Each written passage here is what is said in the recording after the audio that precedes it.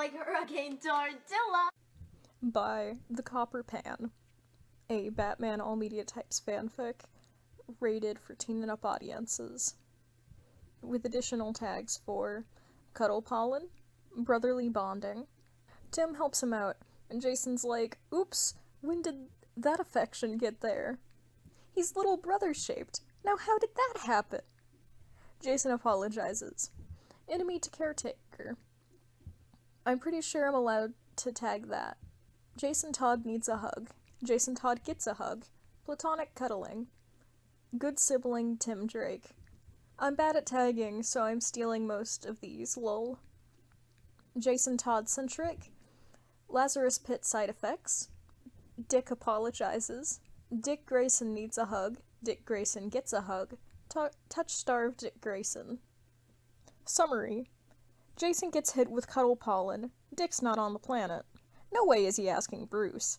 He's pretty sure he can tough through the pain. It's not like he has any other options. Right? Chapter 2. Dick gets back from space, and he has 5 missed calls from his little brother that ended up dead last time. He's okay. He's alive, but he definitely just messed up any chance he has to get his little brother back. Right? Chapter 1. Jason stares down at the shiny, mocking yellow dust that's smeared on his gloves. Great. Amazing. Fan-fucking-tastic. The reason it is smeared over his gloves was because he'd swiped them across the front of his helmet.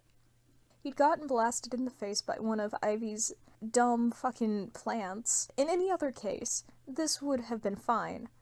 But this hit right on his already malfunctioning air filters, and the pollen is light. The heavier particle stuff probably wouldn't have gotten through the filters, even broken, but the new, super fine stuff got everywhere, like glitter. Now it's already tickling the back of his throat. He runs from the fight, leaving Batman and his birds to clean up after Ivy. He tears his helmet off, and goes, coughing and trying to get that burning itch out of his throat. Of course, Ivy had only been mildly pissed today. More spiteful than looking to cause any permanent damage, and it always amuses her to see the bats taken out of commission for a few days after something so ridiculously debilitating. He shouldn't have been surprised that that's all she'd been aiming for. Should have expected it. Should have made more effort to dodge. The bats had expected it, had made sure that they were safe before even approaching the scene. But Jason had gone out with a malfunctioning helmet anyway, too spiteful to let the bats take out a supervillain so close to his turf without him. And now he had to deal with the consequences. The consequences being the effects of the pollen that blew the others out of the water when it came to being number 1 on his least favorite out of Ivy's bioweapons to deal with list. The next few hours were going to suck absolute ass. The second the window of his apartment shut behind him, he's stripping his armor and beginning the process of decontamination. It doesn't really help anything. He throws his gloves and helmet onto the sink, hoping desperately, as he scrubs, that if he cleans it off, he won't have to deal with it. He's kidding himself, obviously.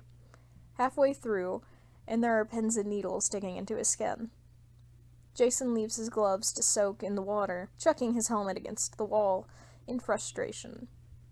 His skin prickles at every movement. He's hyper-aware of his clothes shifting against him.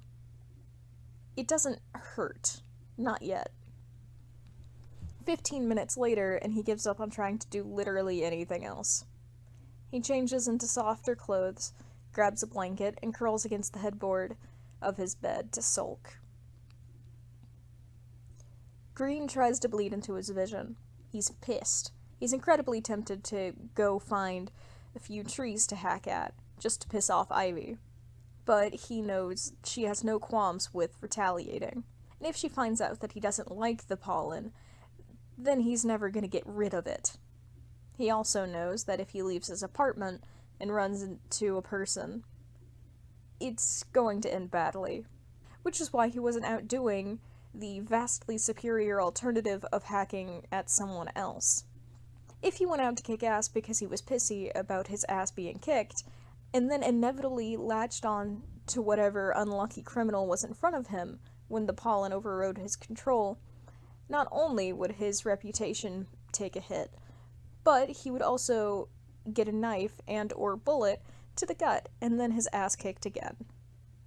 So, instead of doing any of that, he reins in his pit rage like he's been doing for months, settles into the blanket with the book he grabbed from his bedside table, and resigns himself to a few hours of pain. He has very complicated feelings about how the pit affects his relationship with drugs and toxins. He burns through doses at incredible rates, so, while it may take 2 or 3 days for one of the bats to get through the pollen, it would take him roughly 12 hours. The other side of that coin means that the pollen hits him much faster and much harder. 2 hours for one of the bats to become incapacitated. 25 minutes for Jason. Luckily for him, he has insane magical feelings management skills. It came with the pit anger. He just has to wait it out, like he did with the rage. Stay inside, stay by himself, keep his grip, and wait it out. The pins and needles grow to safety pin thickness. He digs out more blankets, the weight a poor imitation of human touch. And, God, he feels pathetic, sweating under the suffocating heat of too many blankets, because he'd been stupid and got himself hit with fucking cuddle pollen. Before he died, this wouldn't have been so hard. Ivy had first introduced the pollen halfway through the 3 years he'd been Robin, and the first time had ended with him cuddling to Batman as they retreated to the cave so he could run Jason's blood work and make sure he wasn't dying. Dying of embarrassment, maybe, but that had been it. The thing with cuddle pollen is that it usually takes out double the people. A 2-for-1 deal, because it includes the victim's victim. If 2 got hit, great, they could cling on to each other. But Bruce hadn't, and Jason took him out for 2.5 days. He'd always felt like shit for that. The man never said anything to him about it, but Jason always knew that it was irritating the hell out of him to skip out on work and patrol so he could coddle his dumbass 14-year-old. The next time Jason got hit, he tried to hide it. Dick had caught him pretty early, though, and, very gladly, took a few days off work to stay in Gotham and let Jason stick to his side like a nasty goat head. And, while sure, Dick had teased him about it, it was him whining when Jason finally peeled away from his side.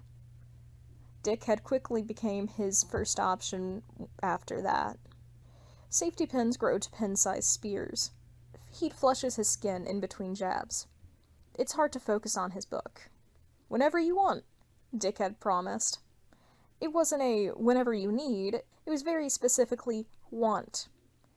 And Dick had never revoked that offer. And yeah, sure, he died. And he'd never let the asshole get more words than absolutely necessary in the very few times they'd spoken since he came back. But the offer had never been revoked. Jason knew Dick wanted to mend their relationship, would probably jump at the chance to help him out. He didn't really want the request to be taken as an extended olive branch, though. He only needed a few hours, not a whole-ass older brother. Jason rakes his fingernails across his skin. It helps with the heat, but only for a good 30 seconds. Pin size turns into arrowheads. His phone is in his hand before he can even remember the entirety of Dick's phone number. Except he hits Dick's voicemail. And again. And again. And again. His asshole of a quarter step above desperation, chirping that he was away for an unknown amount of time, and he should leave a message.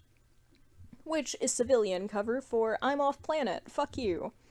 Because of fucking course he was. The one time Jason needed him and willingly contacts him, he's not on the fucking planet. God. He hadn't actually seen Nightwing with the bat, but he'd assumed that the bastard was taking his damn time getting down here from Bloodhaven. Not that he wasn't on the fucking planet. So his jackass of a last-ditch option wasn't there. He had been Jason's only human coping option. Sure, he could try paying someone to touch him, but at this point, Jason is vulnerable no matter what, and he's not about to gift-wrap himself for the wrong people. He didn't even entertain the thought of going to one of the other bats. He would rather endure the pollen than ask for Bruce, and would rather die again than to have Bruce tell him no. The soft helps, just a little. It soothes the pain, spreading like thick jelly over every inch of his skin. Unfortunately, the softest thing he owns is the rough sweatshirt he's wearing. Because everything he owns was rough and slightly scratchy, the furthest thing from satin that he could get away with, which was currently a pretty big problem. He needs soft. He knows 2 places he could get soft from. Realistically, he couldn't go out and buy shit without latching on to the poor cashier, if he didn't happen upon some other unfortunate motherfucker before he got to that point. Even trying to steal shit would probably end with the same result. The cave should be empty at that point, probably. The bats should be asleep after a long battle with Ivy, and Jason had gotten hit near the end of it. He'd held out 2 hours so far, plenty of time for them to have crashed. There's a closet full of ridiculously soft comfort blankets Alfred had somehow managed to swindle off of God himself. He really, really wants one of those blankets. If he could just get to the cave and grab one, he's pretty sure he can deal with the rest of the time by himself. He didn't have this high of a pain tolerance for nothing. He really doesn't want to do the go to the cave part. Arrowheads morphed into daggers, with serrated blades, and the heat turns up a full 10 notches, and Jason's out of the door with his motorcycle helmet in hand.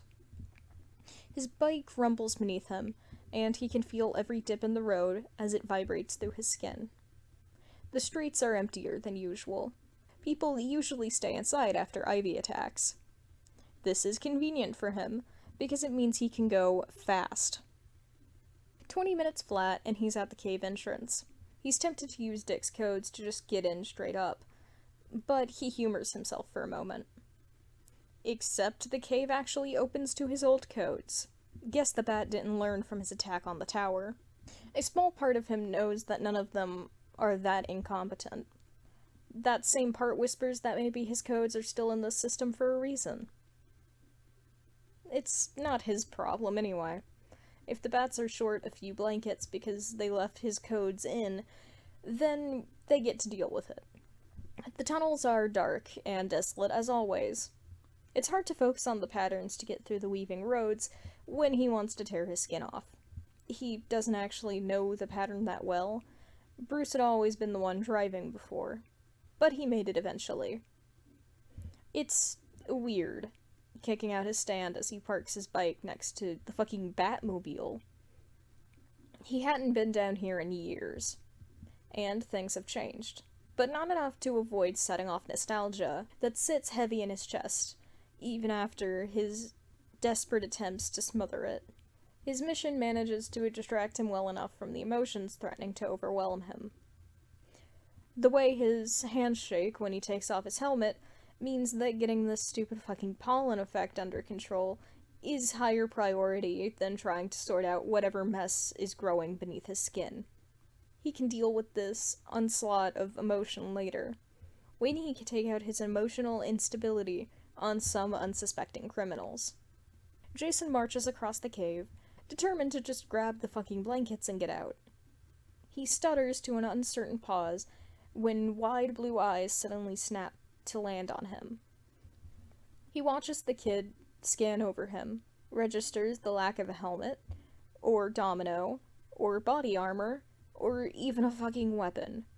And he sees the way the kid's eyes narrow suspiciously anyway, and the tightening of fingers curled around the unextended bow staff in his hands.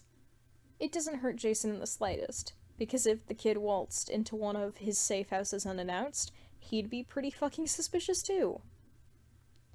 "You're supposed to be asleep," Jason accuses, scowling at him. It takes a lot of his urge control to keep him from tackling the kid. And he steps back just in case. He can see the "and you're supposed to be dead" retort on the tip of Tim's tongue, and he can see the kid bite it back. He swallows, asking tentatively, "What are you doing here?" "I just came for some stuff, short stack. I'll be out of your hair in a minute." Jason rolls his eyes and makes a wide berth around the kid, on his way to his target closet. "What kind of things?" Tim asks, his eyes narrowing further. If Jason gets lucky, he'll end up narrowing them far enough that they just close and the kid succumbs to sleep. He looks like he desperately needs it. "I'm robbing you blind, pipsqueak," Jason says dryly. "I'm taking all of your fancy shit and I'm selling it to the underground criminal market." "You are the underground crime market," the kid says, tracking his movements. "Only for the drugs. But I'm glad you think so highly of me." Jason throws open the closet door and gives an affronted huff. Did Alfred move the fucking blankets? Jason starts digging through everything in the vicinity, trying to find them. His skin feels like he's being dipped into molten iron as people stab him with swords. He swears as the next few storage spaces reveal nothing but bullshit. He nearly tears one door off its hinges in his desperation to get a damn blanket and leave because this had been a bad idea. "What are you looking for?"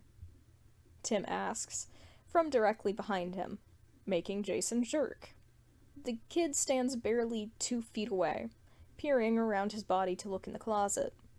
He's closer to Jason than comfortable. He shifts forward, just a little, and Jason's control slips. Jason had seen Tim tense the very moment he moved, and now he could feel the kid go rigid as Jason locks his arm around the kid's body. The contact washes away the pain in his skin, leaving nothing but cool relief. He heaves an annoyed sigh, his breath disturbing the hair on top of the kid's head. "You should have stayed over there." His chin settles on the kid's hair involuntarily. He still relishes in the way he gets warmth instead of pain. "Got hit with the pollen. I was looking for those dumb comfort blankets Alfred has. No one was supposed to be awake yet." The kid reaches up to grip Jason's arm, but he doesn't rip away yet. "You can go and shove me off. I'm just here for the blankets. As soon as I find them, I'll leave. I don't even know why you got this close, you idiot. The last time I saw you, I kicked your ass." "Jason." Tim reaches up and wraps his fingers around Jason's wrist. Bare skin meeting bare skin. The absolute relief and warmth that comes from it is enough to cut him off. The kid quietly says, "It's fine," his grip tightening comfortingly. Jason scoffs. "What?" he says flatly. Are you dumb? I'm a criminal, and I definitely tried to kill you the last time we met. Do you have any sort of self-preservation at all?" The kid mutters what might have been a very tiny "no," and tips his head up to look at Jason. "Are you trying to kill me now?" He tilts his head to the side, his eyes only flickering a little. Jason meets his gaze with narrowed eyes. "You wouldn't know, would you?" he says lowly, bringing one hand up to brush his fingers along Tim's throat. "It would be really easy right now. The bat's not here. I could snap your neck or stick a blade between your ribs and nobody would know until you were dead." The kid stares at him for a moment, then he raises an eyebrow. "You're dramatic," he says flatly.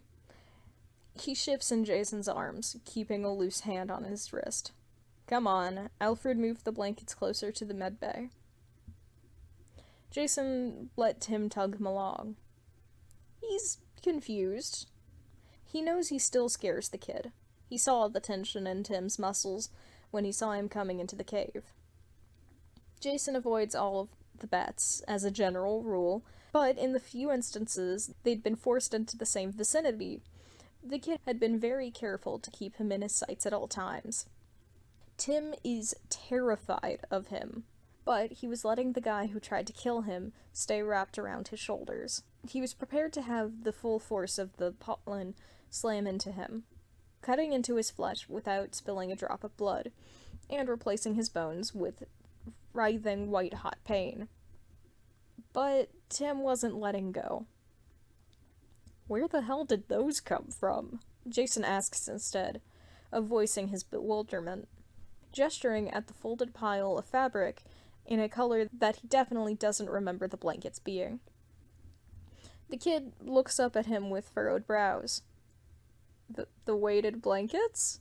He questions, gathering one in his arms. Alfred brought them. Didn't you come for them? No, Jason says, flicking a finger. I came for those.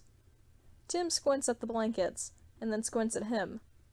Idiot, he accuses. Jason scoffs at him.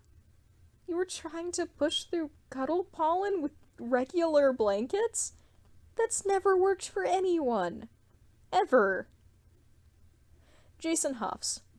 They're soft, he says, making a face. Tim rolls his eyes, and tucks himself into Jason's side. It's a more comfortable position. He situates the blanket under one arm, throws the other around Jason's waist, and laces their fingers together. Jason's confusion grows by about 10 times. As Jason tries to work out what the fuck is wrong with the kid, Tim leads him to one of the medbay cots. He's being pushed onto the mattress before he can protest. What are you doing? He asks suspiciously. Lay down, asshole. Tim huffs, unfurling the blanket. Did you get hit with cuddle pollen? He questions, and the kid fucking clambers on top of him. No. Then what the fuck are you doing? Jason asks, incredulously, watching the kid spread the blanket over the both of them. The weight is nice, pressing everywhere Tim isn't. Much more effective than the soft. Being nice, Tim shifts, digging a deliberate elbow into his side. Are you going to stop complaining, or should I go upstairs? The kid wraps his arm around Jason's stomach, resting his head on Jason's chest. Jason huffs, because that's exactly the kind of thing he would have said when he was younger, if not a bit more strongly worded. He couldn't quite bring himself to say that, yes, he should, because he really shouldn't be cuddling with the guy who literally tried to murder him, just because the fucked up moral code he had gotten from Bruce made him feel obligated or whatever. Why? He says finally, his arms coming to wrap around the kid's shoulders. Tim stills for a second, and sighs, shifting so Jason can't see his eyes.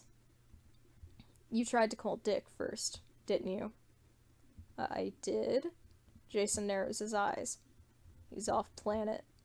Like a pussy. The kid snorts.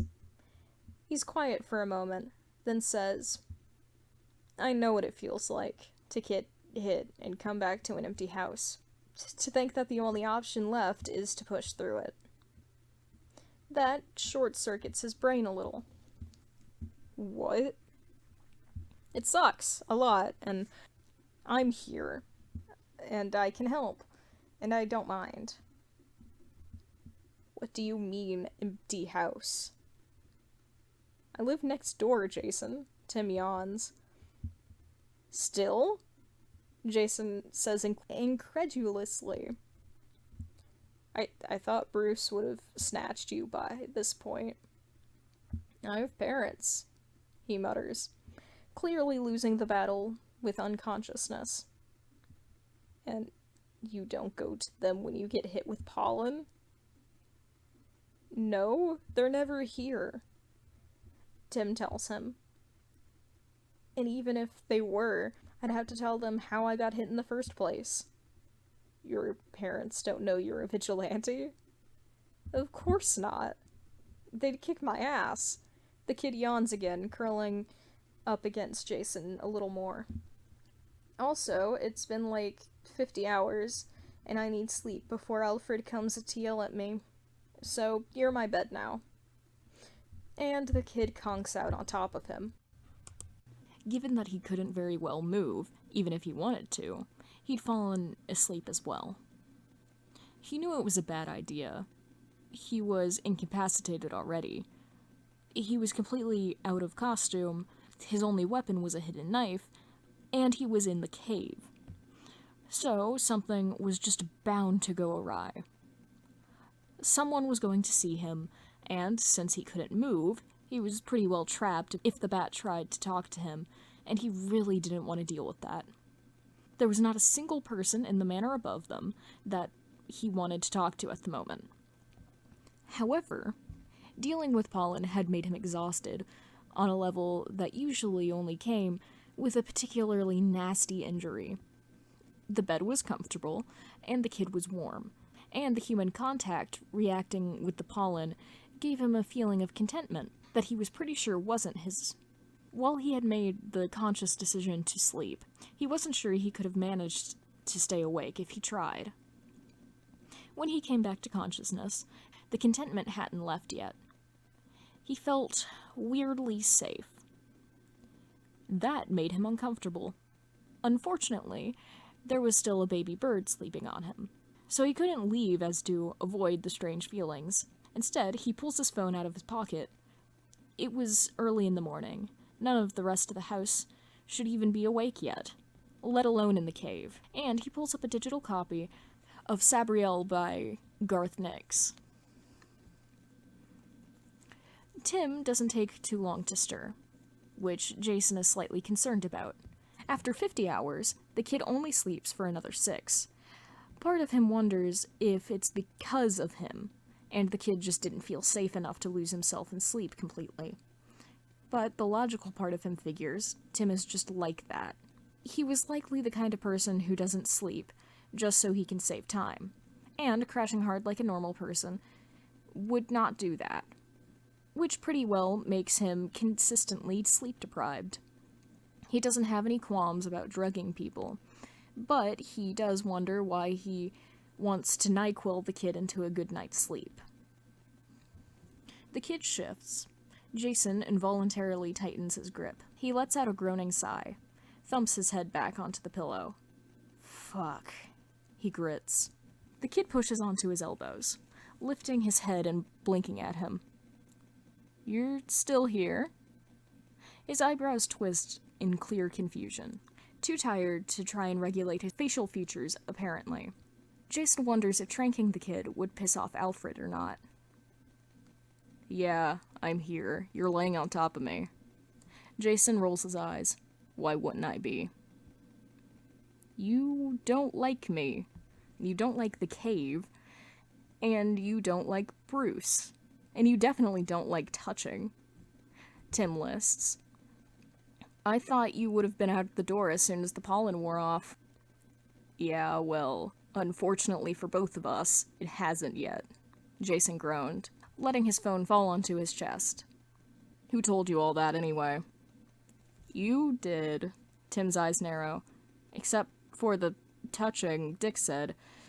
Dick said it took him a few months to get you to let him hug you. The kid watches him carefully, probably for signs of anger. Jason only raises an eyebrow. Why didn't the pollen wear off yet? Hasn't the pit burned through it? Jason's eyebrows shot up. No. How did you know? Rumors in Crime Alley that the Red Hood has built up immunity to drugs and narcotics, the kid says. Unless you did that before you came here. Then I wagered it's the pit. Your metabolism is super fast, right? It is. Jason blinks and peers at him a little closer. Baby detective. Shut up. The kid's face pinches, and he digs an elbow into Jason's side. the pointy little fuck. When Jason only snickers, his shoulders loosen a little. How long? 4 hours, I think. Lucky. Tim mutters. How do you take painkillers? I suck it up like a man, he snickers. And no, not really. Pollen and toxins and shit hit a hell of a lot harder. Nuh-uh, you get shot like twice a week. Do you just take copious amounts of painkillers or what? Yeah, actually. Stronger shit, more frequent doses. Tim's gaze turns quite intense for a second. What's the dosage? Jason raises an eyebrow. Tim rolls his eyes. I'm not going to trank you or whatever. That would be stupid. You have a lot of guns, the kid says. It's just in case you start dying someday. Well, again. You tell Alfred, he says, raising a finger, and no one else. Tim narrows his eyes. Fine. With the stuff you guys use, it's about 4 times the normal, and about half the time in between. That's a lot, the kid says, and Jason can see him clamping down on the math and questions already running through his head. He appreciates it. Yeah, he snorts. He shifts, dragging his body, and Tim's with it, a few inches so he can sit up a little better. The kid himself turns on top of him, so that he was laying with his back to Jason's middle instead of his stomach.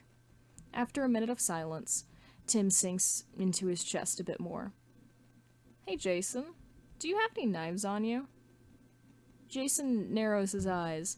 That was a suspicious question. He's tempted to lie, but he's pretty sure that he could wreck the kid's shit if he needed to. Only one? Why? Tim lets out a slow exhale. Don't stab me, okay? Jason gives him a hard look. The kid doesn't look up at him, even as he asks. Why do you hate me, Jason? Jason lets out a similar, slow breath. I don't hate you. He can see the kid's nose scrunch up from over his forehead. He changes tactics. Why did you attack me at the tower? He knows Tim can feel him go still. So, after a moment, he takes a breath, snaking his other arm around Tim's torso. He settles further into the mattress. Brat, you waited until I couldn't leave to ask that. Tim doesn't refute, waiting patiently as Jason sorts through the green in his head. I was angry, he says slowly, finally. Yeah, I got that, the kid says dryly. Jason snorts. A few more seconds, and he says, I was angry at Bruce. I am angry at Bruce, but not at you. It was never really about you. You were a very convenient punching bag until I could get to the big man. He can feel the kid huff under his arm. You had my name, my colors, my mantle. I died in those. Bruce, I felt like Bruce had no right to give them away.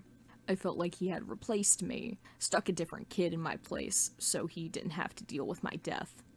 He catches the kid going to protest and squeezes him gently. I know that's not true, I know, but even when I did think that, the blame never should have been on you. Even if it was true, it wouldn't have been your fault. It's always going to be on the adults. And then, even if you did do it on purpose, I know you didn't. It still would have been wrong for me to take my anger out on you. Jason pauses for a moment. I was angry, and the pit made it a whole hell of a lot worse.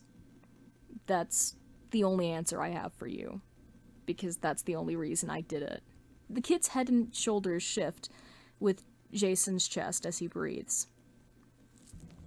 He's quiet for a moment, then he turns his head a little. Okay, he says. Jason watches him for a few seconds.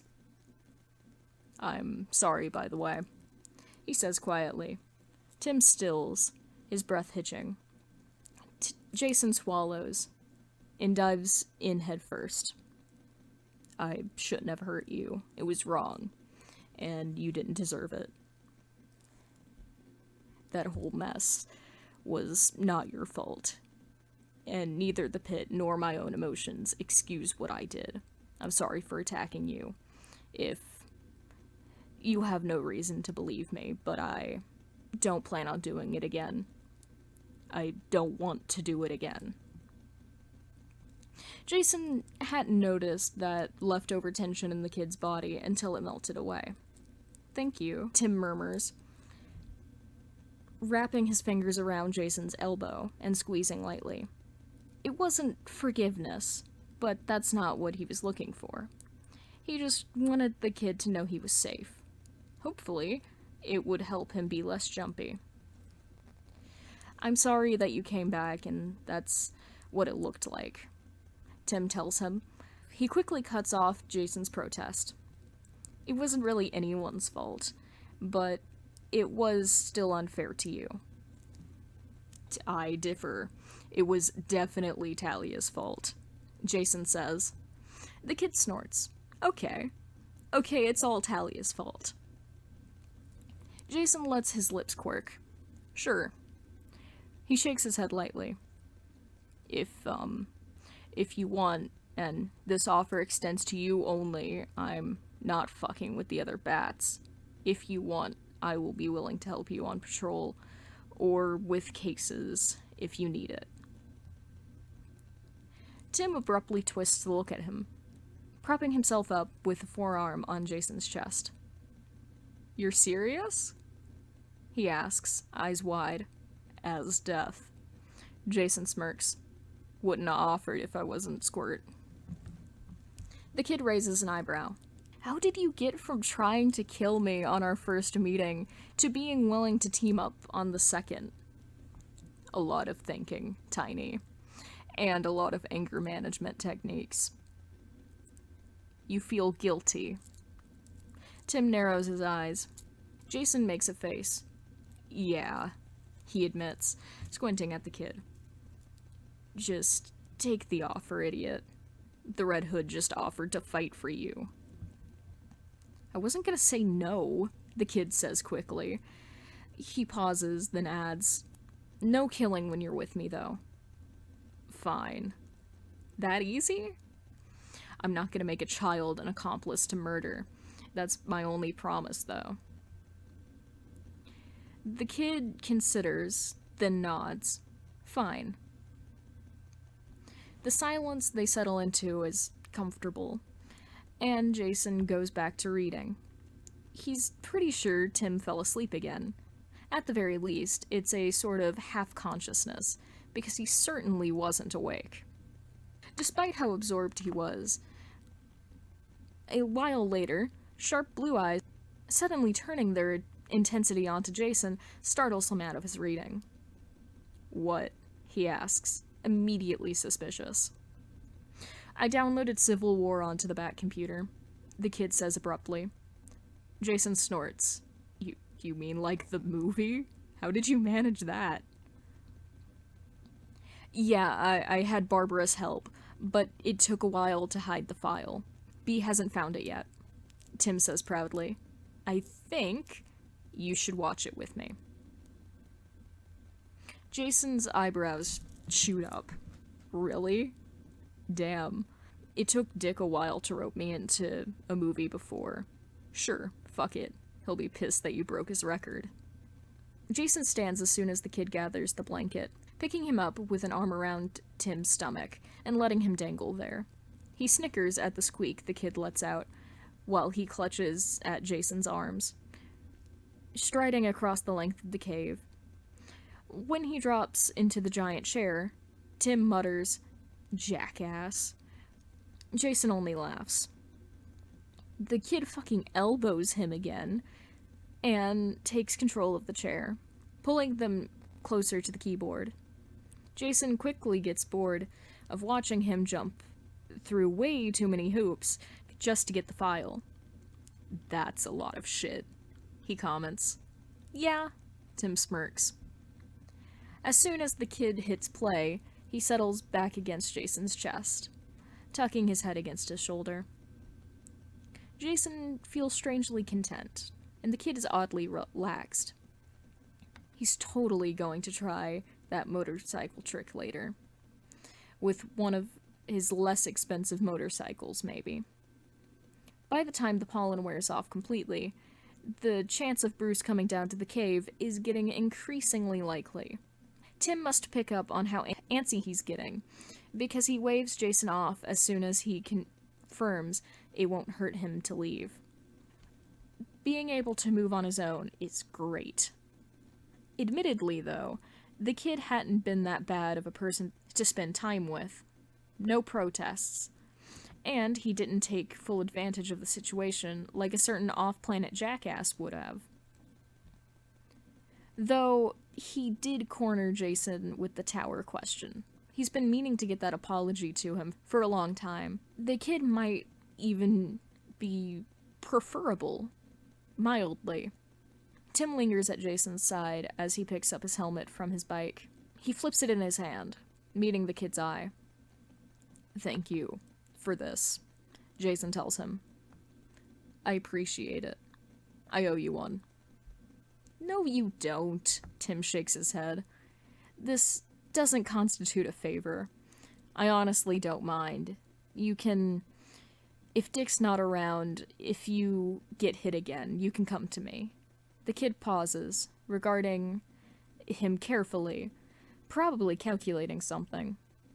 Jason's still surprised when the kid willingly wraps his arms around Jason's chest. "But if you still need to ease your conscience, Alfred would love to have you for dinner sometime this week. And I like when Alfred's happy." The kid mumbles into his shirt. Jason catches his shoulder before he can back up all the way again. He smiles at the very unsubtle invitation. "I'll think about it," he promises, squeezing lightly. Tim pushes him off, making a face when Jason gets brave and reaches out to ruffle his hair. "Bye, Jason," he says, pointedly. "See you, baby bird." Jason escapes the cave without a hint of any other bat. Tim moves up to the top of Jason's emergency list. That's chapter 1. There's no notes on it. So. Jason ranks... I'll read this sentence correctly eventually.